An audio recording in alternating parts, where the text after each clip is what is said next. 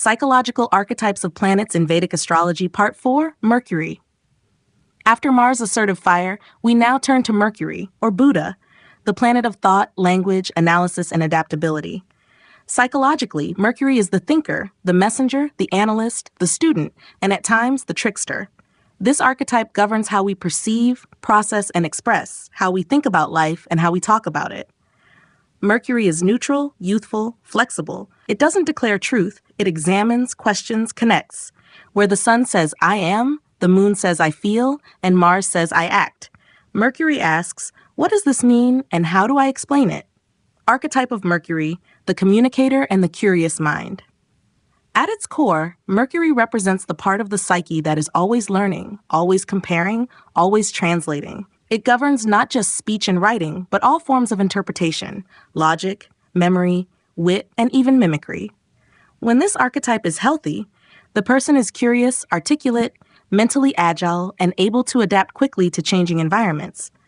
Mercury governs both verbal intelligence and social intelligence, knowing what to say, when to say it, and how to say it well.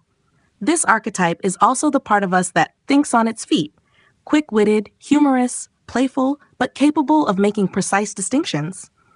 It's the youthful student who thrives on dialogue, ideas, and mental stimulation. When the Mercury archetype is weak, a weakened or confused Mercury can express as difficulty communicating clearly, overthinking or mental restlessness, social awkwardness or nervous speech, being too easily influenced or scattered, cynicism, sarcasm, or deceit when cornered. Mercury's shadow emerges when the mind is undirected or misused, leading to manipulation, avoidance through cleverness, or chronic intellectual doubt. The person may become too clever for their own good, or unable to make clear decisions because they're always analyzing. Where Mercury becomes strong.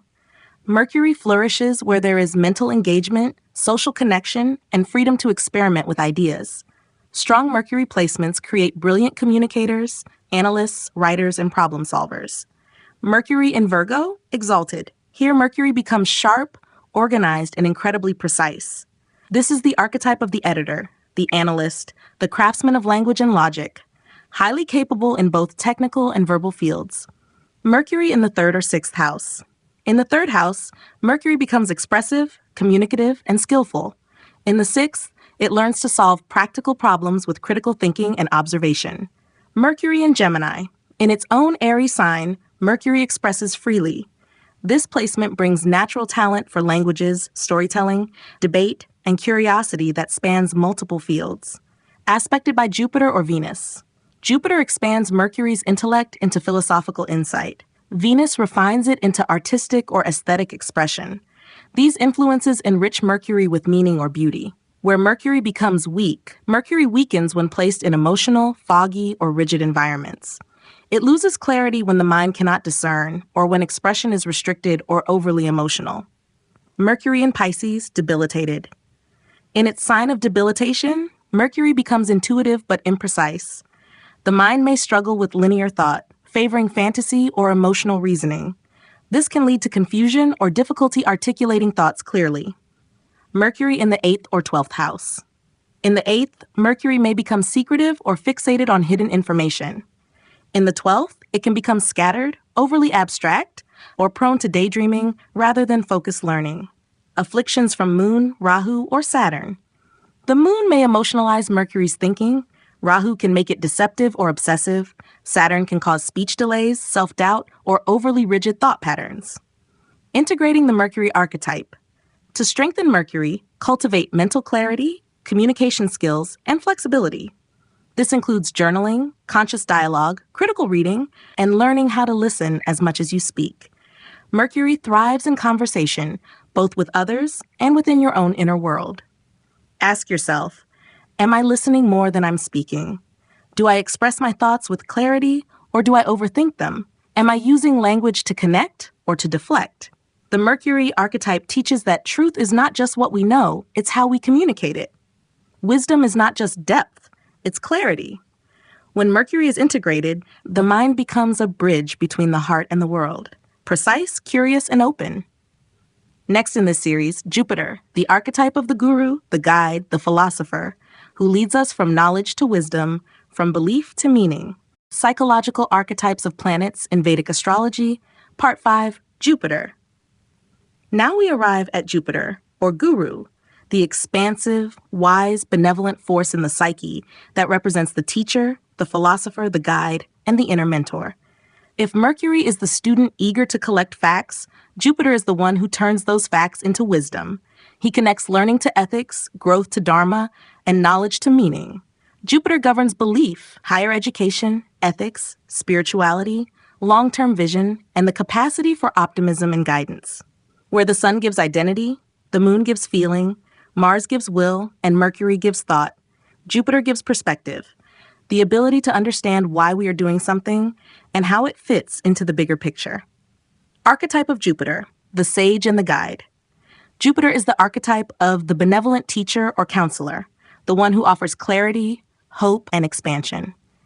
When this archetype is strong, it gives the ability to rise above chaos and see with faith. You carry a sense of moral compass, generosity of spirit, and a desire to uplift others.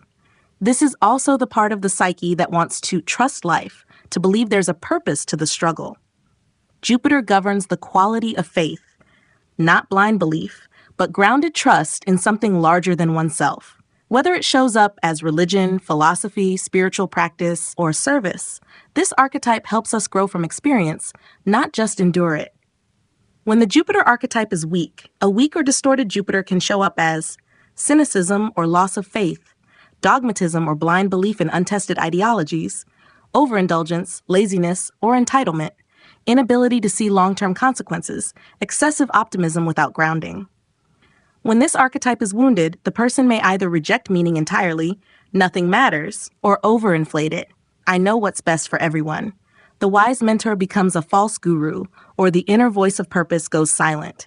Where Jupiter becomes strong, Jupiter thrives in placements that support vision, learning, teaching, and ethical expansion. Strong Jupiter gives spiritual authority, moral leadership, and a calming, uplifting presence. Jupiter in Cancer, exalted. This is Jupiter's highest expression, combining emotional intelligence with wisdom. It creates nurturing guidance, deeply compassionate belief systems, and intuitive teaching ability. Jupiter in the 1st, 5th, or 9th house. In the 1st, Jupiter becomes a life-guiding force. In the 5th, it supports creativity, children, and learning.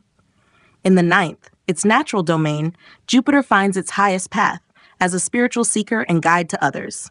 Jupiter in Sagittarius or Pisces. In its own signs, Jupiter expresses truthfully and expansively, either through philosophy, law, teaching, Sagittarius, or through compassion, mysticism, and spiritual healing, Pisces. Well aspected by the moon or sun. The moon gives Jupiter emotional wisdom. The sun brings ethical leadership. These combinations support deep, principled integration of inner light with outer action. Where Jupiter becomes weak, Jupiter struggles in conditions that restrict its ability to trust, grow, or believe in goodness. Jupiter in Capricorn, debilitated. Here, Jupiter becomes overly practical, skeptical, or rigid. There may be a distrust in grace, or difficulty accessing hope and spiritual vision. Jupiter in the 6th, 8th, or 12th house. In the 6th, Jupiter's expansive nature gets caught in mundane struggles. In the 8th, it becomes entangled in secrecy or crisis. In the 12th, it may be spiritually deep, but removed from practical guidance unless other factors ground it. Afflictions from Saturn, Rahu's, or Mars-Saturn can make Jupiter overly pessimistic. Rahu may distort its ethical clarity. Mars can bring conflict between belief and will, creating righteousness or preachy behavior. Integrating the Jupiter archetype. To develop Jupiter, one must live with purpose, cultivate gratitude, and seek truth that uplifts rather than controls. This means aligning with mentors, beliefs, or practices that open your mind while anchoring you in ethics. Jupiter grows when we stop asking, "What can I get?" and start asking, "How can I grow and help others grow?" Ask yourself, what gives my life meaning beyond success? Do I trust life to teach me, or am I stuck in skepticism? Am I sharing what I know in service of others, or guarding it in pride? Jupiter teaches that wisdom is not just knowing the answers, it's knowing the right questions. This archetype matures when knowledge becomes guidance, belief becomes inspiration, and growth becomes generosity. Next in this series, Venus, the archetype of the lover, the artist, the harmonizer, who teaches us about pleasure, beauty, intimacy, and the sacred art of connection. Psychological Archetypes of Planets in Vedic Astrology, Part 6, Venus. After the high ideals and philosophical wisdom of Jupiter, we now shift into the sensual, relational world of Venus, or Shukra. Psychologically, Venus is the archetype of the lover, the artist, the harmonizer, and the companion. It governs how we relate, not just romantically, but aesthetically, emotionally, and socially. Where Jupiter expands truth and meaning, Venus refines life into beauty, connection, and pleasure. This archetype isn't abstract or grand. It's intimate, subtle, and deeply human. Venus answers the question, what do I enjoy? What brings me closer to others? What feels good and why does it matter? Archetype of Venus, the lover and the aesthetic soul.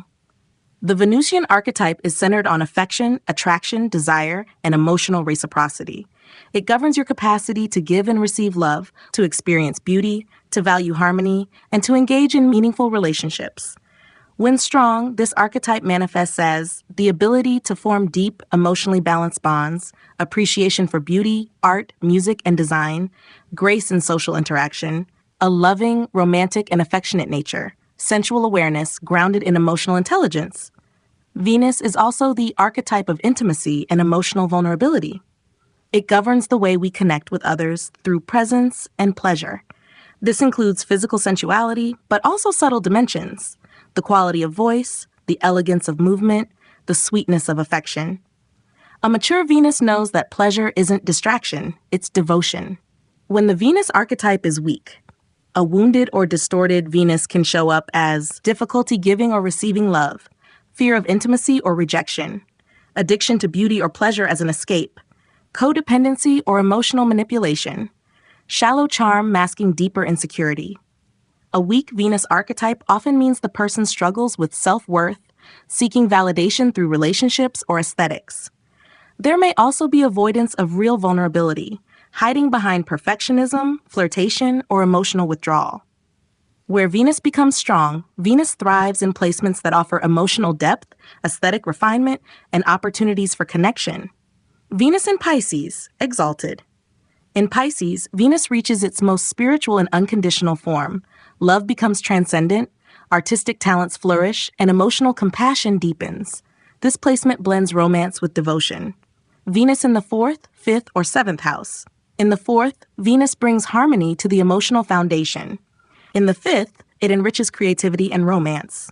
In the 7th, the house of partnerships, Venus strengthens one's ability to form deep, balanced, and beautiful relationships. Venus in Taurus or Libra.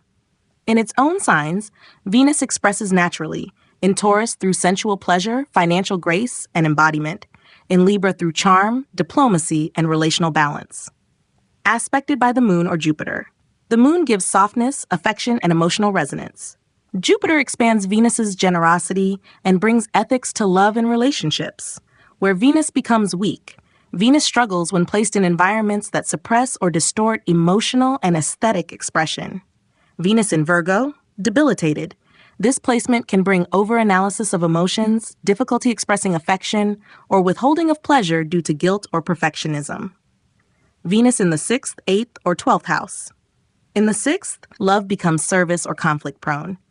In the 8th, it may manifest as secretive or intense relationships. In the 12th, Venus may become emotionally distant or caught in idealized fantasy. Afflicted by Mars, Saturn, or Rahu-Mars can turn Venus into impulsive desire or conflict in relationships. Saturn may bring emotional coldness or delayed affection. Rahu can cause obsession with beauty or illusions of love. Integrating the Venus archetype. To develop Venus, cultivate emotional presence, aesthetic sensitivity, and relational authenticity. It means learning to love without clinging, to enjoy without escaping, and to create beauty that reflects inner harmony. Ask yourself, do I know how to receive love as much as I give it? Am I chasing beauty on the outside or honoring it on the inside? Do I use pleasure to numb or to connect? Venus teaches that love, art, and joy are not luxuries. They are pathways to the soul. When integrated, this archetype reveals that beauty is sacred, connection is healing, and intimacy is a mirror of truth. Next in this series, Saturn, the archetype of the elder, the judge, the hermit, who teaches us about boundaries, discipline, karma, and the wisdom of time.